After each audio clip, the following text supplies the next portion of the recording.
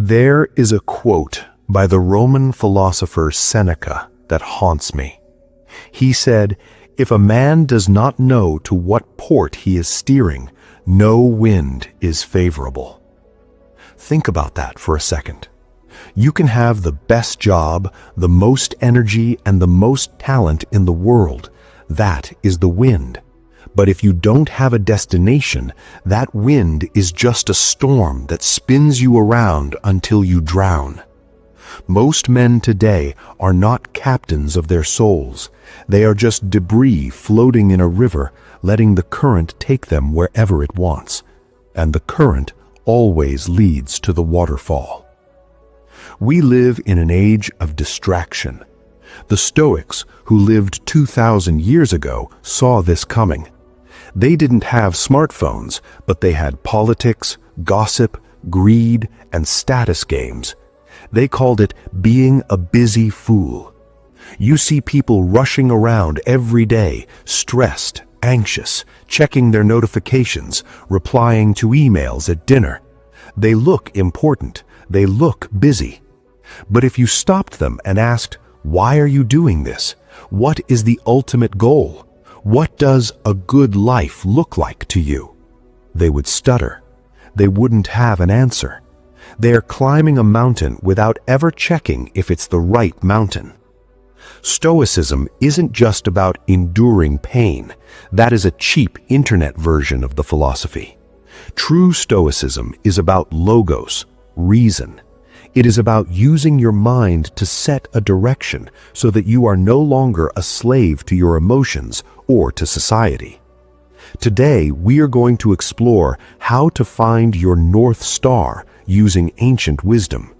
We are going to look at the tragic cost of living without a philosophy of life. And I'm going to tell you a story about a man who had to lose his entire empire to finally find his way home. The Emperor Marcus Aurelius was the most powerful man on earth. He could have anything. He could have killed anyone, eaten anything, slept with anyone. Yet he wrote in his diary, what we now call meditations, that he had to fight every morning just to get out of bed and do his job as a human being. Why? Because he knew the trap. The trap is the drift. The Stoics believed that most people live as slaves, not slaves in chains, but slaves to their own impulses. You see a nice car, you want it. That is a reaction. Someone insults you, you get angry. That is a reaction. You get a job offer with more money, you take it without thinking. That is a reaction. When you live like this, you are not driving the car. Your biology is driving. Your fear is driving. Your ego is driving. The problem is that we confuse motion with action. Motion is rocking in a rocking chair. You are moving, but you aren't going anywhere. Action is movement with purpose. We have a generation of men and women who are exhausted from rocking in the chair. We are burning out because we are trying to control things we cannot control. What people think of us, the economy, the future, while completely ignoring the one thing we can control, our own direction. Seneca wrote, "It is not that we have a short time to live, but that we waste a lot of it. We waste it on things that don't matter to us because we haven't defined what does matter. We are afraid to define it, because if you define a goal, you might fail. But if you just drift, you have a convenient excuse. You can say, 'Oh, life just happened to me.' Stoicism demands that you take responsibility. It demands that you stop acting like a victim of circumstance and start acting like the architect of your fate." Let me introduce you to Thomas. Thomas is a modern example of what happens when you ignore Stoic wisdom. Thomas was a fixer. That was his job title in a massive corporate law firm. When a company was in trouble, when a scandal broke, when things were falling apart, they called Thomas. He was ruthless. He was efficient. He was paid an obscene amount of money to handle chaos. Thomas thought he was a Stoic. He told people he was a Stoic because he didn't show emotion. When he fired people, he didn't cry. When he lost a case, he didn't yell. He thought being stone cold was the same as being strong. But Thomas was not a Stoic. He was a statue. There is a difference. A Stoic feels emotions but acts on reason. A statue feels nothing and eventually cracks. Thomas had a port he thought he was sailing toward. His port was the number. He told himself, when I have $5 million in the bank, I will quit. I will buy a cabin by the lake. I will read books. I will reconnect with my kids. I will finally breathe. He viewed his life as a prison sentence that he had to serve to buy his freedom. This is what the Stoics call postponing life. You are bargaining with death. You are saying, I will live later. One Tuesday, Thomas was in his office. It was 11 p.m. He was working on a merger that he didn't care about for a client he despised. He felt a sharp pain in his chest. His left arm went numb. He didn't panic. He just thought, this is inconvenient. He woke up in a hospital bed 2 days later. It was a massive heart attack. He was 42 years old. The doctor told him, you're lucky to be alive, but you cannot go back to that job. If you have another stress event like this, you will die. No debate. Thomas lay in that hospital bed for a week. His phone was buzzing with emails from the firm asking when he would be back. They didn't care that he almost died. They cared about the merger. And in that silence, Thomas realized something terrifying. He didn't know who he was without the stress. He didn't know who he was without the chaos. He had spent 20 years sailing toward the number, but he realized that the port didn't exist. Even if he got the $5 million, he wouldn't know how to live in a cabin. He wouldn't know how to talk to his kids. He had trained himself to be a war machine, and war machines don't work in peacetime. He fell into a deep, dark hole. He felt useless. He felt like a loser because he wasn't crushing it anymore. Then his brother, who was a quiet man, a carpenter, brought him a book. It wasn't a get-well-soon card. It was a copy of Letters from a Stoic by Seneca. Thomas started reading. He read this line, "You act like mortals in all that you fear, and like immortals in all that you desire." It hit him like a physical blow. He had lived like he was going to live forever. He assumed he would have time for the cabin. He assumed he would have time for his family. He read another line, "To be everywhere is to be nowhere." Thomas had been everywhere. He had been in every meeting, every deal, every crisis, but he had been nowhere. He had no center.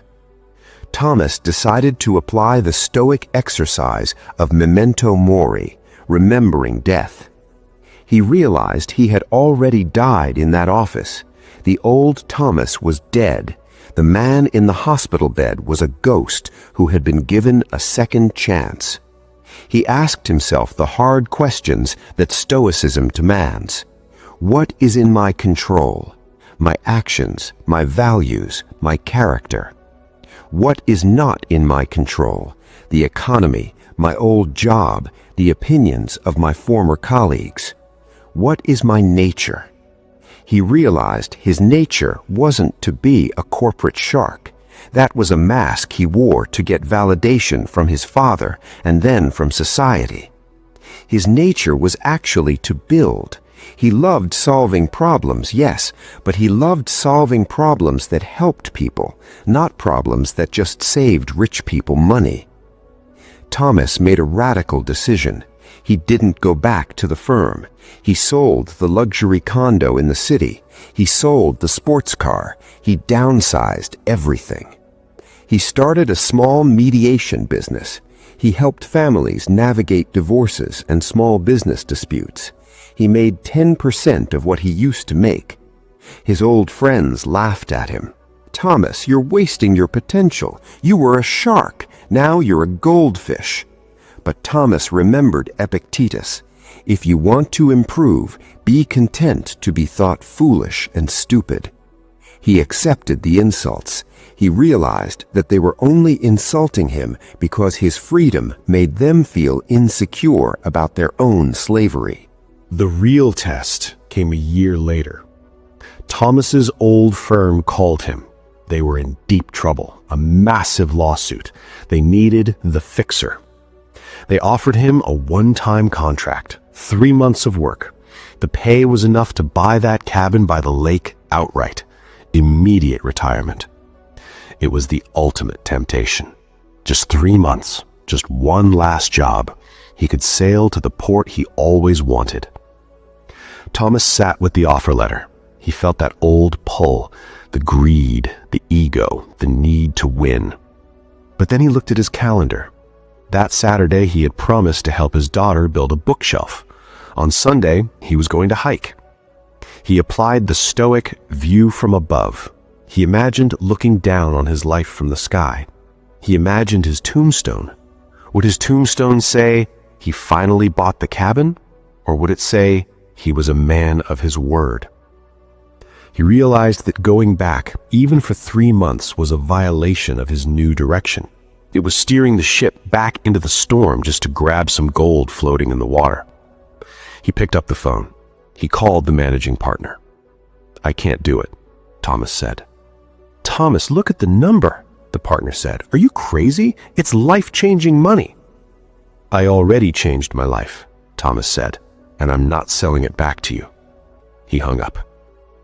That evening, he didn't have $5 million. He had a modest bank account, but he sat on his porch, drank a cup of coffee, and watched the sun go down. He felt a peace that he had never felt in the penthouse. He realized that knowing where you are going isn't about a geographical location or a financial goal. It is a state of character. He was going toward virtue. He was going toward tranquility. He was finally the captain. The Stoics have a word, eudaimonia. It is often translated as happiness, but that's a bad translation. Happiness is fleeting. Happiness is eating a pizza or winning a game. Eudaimonia means human flourishing. It means living in accordance with your spirit. It means your inner world matches your outer world. You cannot have eudaimonia if you are drifting. To find your direction, you must stop looking at what everyone else is doing. That is looking at the other ships. You need to look at the stars. The stars are your values. What are you willing to suffer for? What are you willing to be mocked for? What is the one thing that if you stripped away all the money and fame, you would still do? If you don't answer these questions, society will answer them for you. And society does not care about your fulfillment.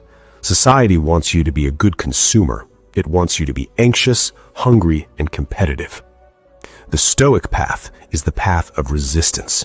It is standing still in a rushing river because you know where you stand. You might feel like you are behind in life. Maybe you look at your friends and they are married, or they are rich, or they are famous, and you feel like you missed the boat. Let me tell you something. If the boat is going to the wrong place, you should miss it. Don't be afraid of the silence. Don't be afraid of the restart. Seneca was exiled. Marcus Aurelius spent years at war. Epictetus was a slave. They all found their freedom not by changing their location, but by changing their mind. You need to define your port. Is it wisdom? Is it courage? Is it justice? Is it temperance? Once you define that, every decision becomes easy. Does this action move me toward the port? Yes? Do it. No? Discard it. That is the power of the Stoic. You stop agonizing over choices. You stop drifting. You become an arrow flying toward a target. If you want to sharpen your mind and stop drifting through life, subscribe to the channel. We are building a community of people who refuse to be average, and I want you to be a part of it. Click that button, and I'll see you in the next video.